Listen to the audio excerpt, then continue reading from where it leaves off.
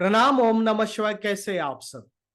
ज्योतिष में कुछ ऐसी युतियां हैं जो व्यक्ति को जमीन से लेकर आसमान तक अपने क्षेत्र में आगे बढ़ा सकती है।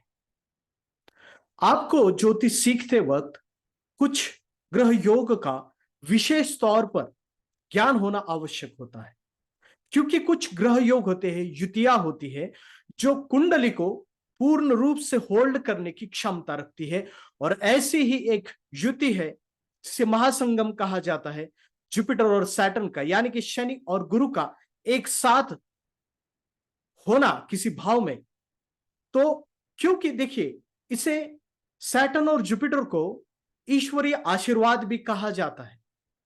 अगर आप इन दोनों ग्रहों को अगर आप देखेंगे तो ये दोनों ही ग्रह सबसे महत्वपूर्ण ग्रह है। इनका रुतबा अलग है, इनका स्तर अलग है, इनका रिस्पेक्ट ही अलग है। तो ऐसे अगर दो ग्रह एक साथ मिल जाए तो वो व्यक्ति को अपने करियर में अलग ऊंचाइयों तक जरूर पहुंचा सकते हैं। अगर आप काल पुरुष कुंडली का अध्ययन करेंगे, काल पुरुष कुंडली का स्ट्रक्चर देखेंगे, तो देखिए मूल रूप से शनि तो कर्म कारक है ही, लेकिन शनि काल पुरुष कुंडली के दशम भाव के अधिपति है। और जो गुरु है यानी कि जुपिटर बृहस्पति, वो नवम भाव के अधिपति होने के कारण ये एक नैसर्गिक धर्म कर्माधिपति योग बन जाता है। तो इसलिए इनका एक साथ होना व्यक्ति को अलग ही संकल्प शक्ति प्रदान करता है, जिस कारण व्यक्ति अपने क्षेत्र में बहुत ही अच्छी तरीके से आगे बढ़ सकता है। जो व्यक्ति को अलग ही मान सम्मान, रिस्पेक्ट, ऑनर, पैसा सब कुछ प्रदान करने की क्षमता रखते हैं, क्योंकि इसमें वो एक मैग्नेट है जो व्यक्ति को अलग सक्सेस प्रदान करते हैं।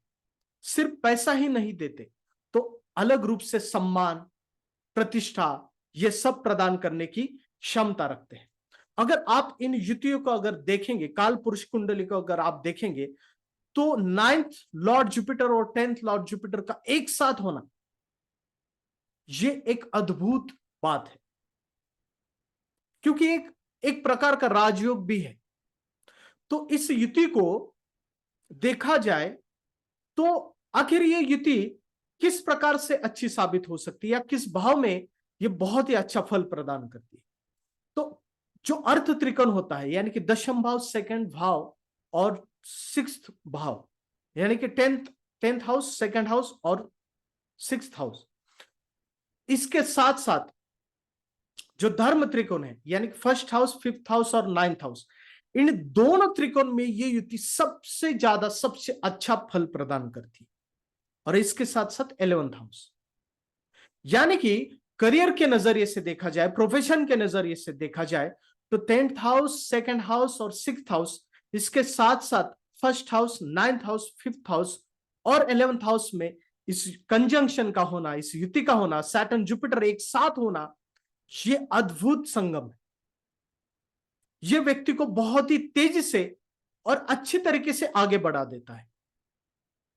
और एक बात को आप याद रखिए, अगर इस युति का, अगर इस कंजंक्शन का संबंध मून के साथ आ जाता है, यानी कि अगर जुपिटर या सैटर्न में से एक प्लैनेट अगर मून का नक्षत्र लॉर्ड है या फिर राशाधिपति है, तो व्यक्ति की पर्सनैलिटी बहुत ही अच्छी होती है।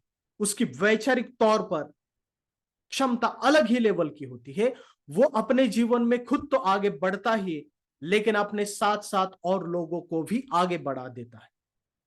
ये ऐसा व्यक्ति होता है जिसे रॉबिन हुड आप कह सकते हैं, जो अपने, जिसे मिडास टच भी कहा जा सकता है, जो अपने प्रभाव से, अपने उपस्थिति से भी बहुत सारे लोगों को आगे बढ़ा सकता है।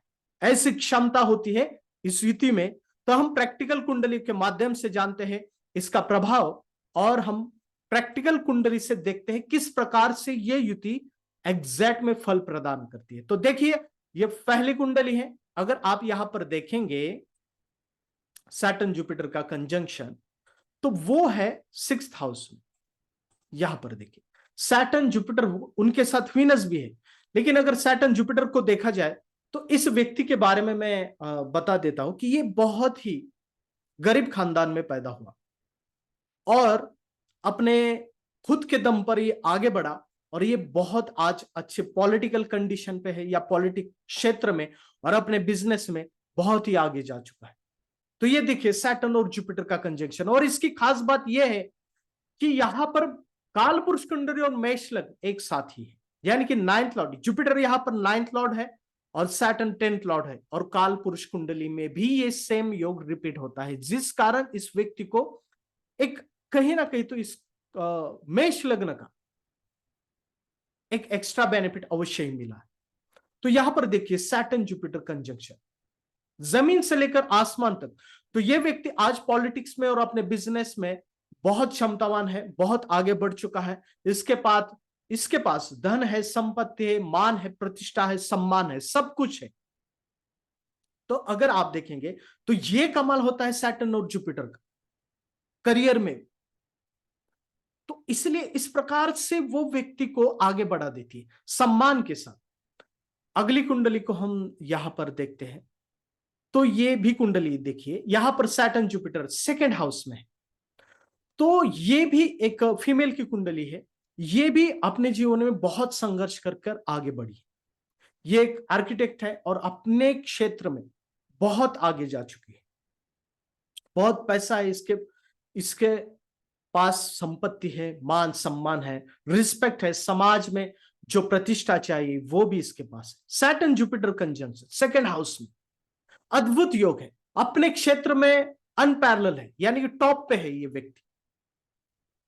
तो देखिए यहां पर सैटर्न जुपिटर का कंजंक्शन एक साथ, तो ये क्वालिटी होती है सैटर्न जुपिटर में कि व्यक्ति को सम्मान के साथ आगे बढ़ा देती है, और एक मैग्नेट, एक पर्सनालिटी इस प्रकार से प्रदान करती है कि जिसमें मैग्नेट हो, लोग इस व्यक्ति के साथ जुड़ना चाहते हैं। यहां पर देखिए सैटर्न जुपिटर का कंजंक्शन फिफ्थ हाउस में है, सैटर्न 10th लॉर्ड है और जुपिटर 11th लॉर्ड है। अगर आप देखेंगे सैटर्न जुपिटर का कंजंक्शन, ये भी व्यक्ति अपने क्षेत्र में बहुत आगे जा चुका, मैकेनिकल इंजीनियर है, अपने क्षेत्र में बहुत आगे है प्रोफेशन में, तो सब कुछ है इसके पास। तो इस प्रकार से आप देख सकते हैं सैटर्न जुपिटर का कंजंक्शन। नेक्स्ट कुंडली अगर देखा जाए तो ये व्यक्ति एक साइंटिस्ट है।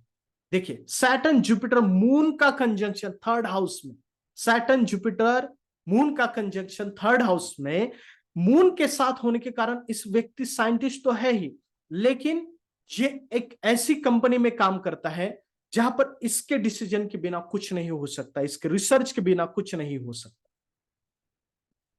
और इसके साथ बहुत सारे लोग जुड़ना चाहते हैं। एक लीडर है एक कंपनी का, अपने क्षेत्र में तो है ही, लेकिन अपने कंपनी में भी एक लीडर की भूमिका अवश्य प्रदान करता है।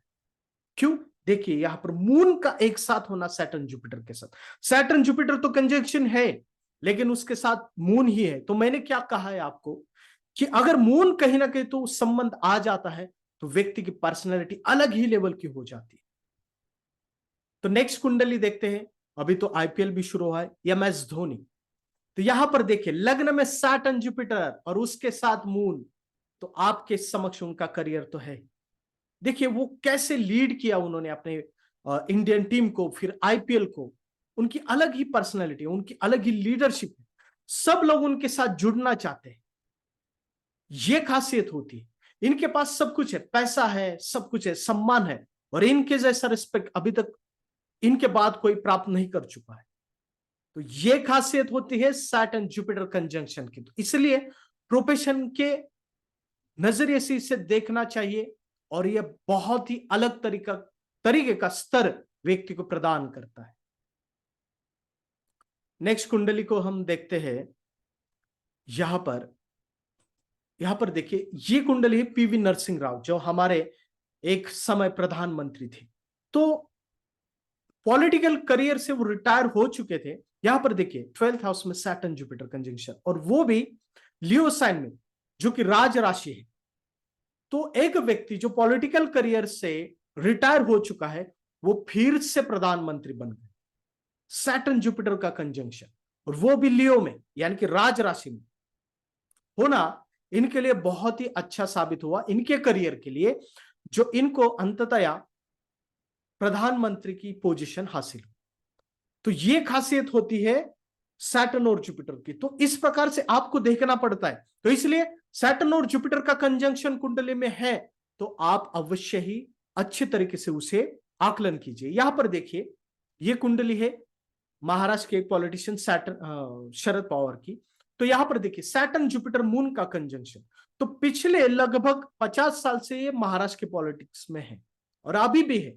इनके साथ जो लोग थे वो कब के निकल पड़े हैं, लेकिन ये अभी तक है महाराष्ट्र के पॉलिटिक्स में और अपना कद बनाए रखा है इन्होंने। तो देखिए मून का सैटर्न और जुपिटर के साथ एक साथ होना, ये अलग लेवल की मानसिकता देती है, अलग लेवल की इच्छा शक्ति, अलग लेवल की लीडरशिप प्रदान करती है। तो इस प्रकार से आप समझिए किस प्रकार से फल देते हैं। तो जैसे मैंने कहा कि इनका संगम एक महासंगम है, और ठीक इसके साथ साथ अगर आप देखेंगे तो ये जो सैटर्न और जुपिटर का कंजंक्शन है, ये खास तौर पर 6th हाउस, 10th हाउस और 2nd हाउस में होना चाहिए। अद्भुत रिजल्ट प्रदान करता है। अगर इसके साथ साथ 5th हाउस, 9th हाउस और 11th हाउस में भी अद्भुत रिजल्ट प्रदान करता है। इसके बाद बाकी के फील्ड है, ओके, बाकी के हाउसेस, लेकिन इसमें अगर है। और दूसरा, अगर मून के साथ एक कंजंक्शन है तो करियर में अलग ऊंचाइयां प्रदान करता है और ठीक ठीक अलग पर्सनालिटी, अलग मानसिकता प्रदान करता है, जिस कारण व्यक्ति का जो व्यक्तित्व होता है वो अलग ही लेवल का हो जाता है, जिससे और लोग जुड़ना चाहते हैं और उसे लीडरशिप प्रदान करते हैं। तो इसलिए इसे ईश्वरीय आशीर्वाद भी कहा जाता है, क्योंकि ये 10th लॉर्ड और 9th लॉर्ड है। जुपिटर 9th लॉर्ड और सैटर्न 10th लॉर्ड होने के कारण ये कहीं ना कहीं तो ये धर्म कर्माधिपति राजयोग भी बन जाता है और ये ईश्वरीय आशीर्वाद ऑटोमेटिकली व्यक्ति के पास आ जाता है, जिस कारण व्यक्ति के पास संकल्प शक्ति होती है। यानी कि वो जो निश्चित करता है अपने करियर में, अपने क्षेत्र में, वो धीरे धीरे हासिल करता ही जाता है। तो ये खासियत होती है इस सैटर्न और जुपिटर की।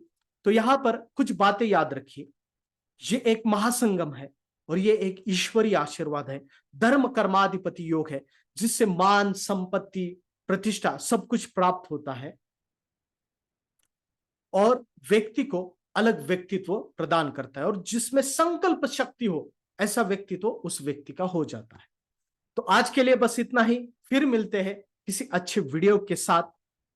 प्रणाम। ओम नमः शिवाय।